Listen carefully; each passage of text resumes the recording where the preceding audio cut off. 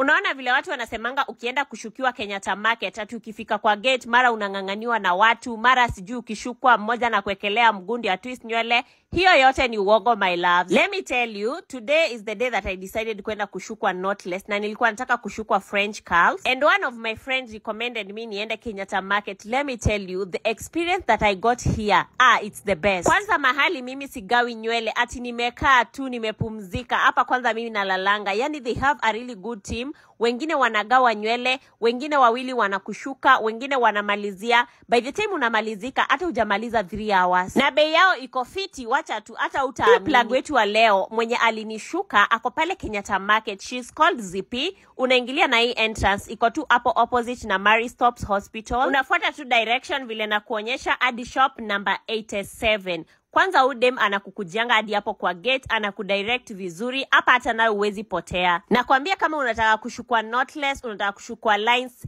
any braid yenye imetokea, just go to Zippy. Udem nakwambia anatoa kitu kali. Mimi nayo nikipoa service poa mahali lazima ni wa plug. Shop yake ni number 87, imeandikwa Moire Salon. Fika tu hapo ulizia Zippy. Unaona zile knotless tunaonanga online zinakuanga safi safi, wamegawa vizuri. Sasa hapa ndio wanatoa kitu kama hiyo. Angalia tu hiyo nywele, ona spotless. Hakuna mahali umebakishwa tisijui nywele nje. Angalia tu vile wanagawa vizuri.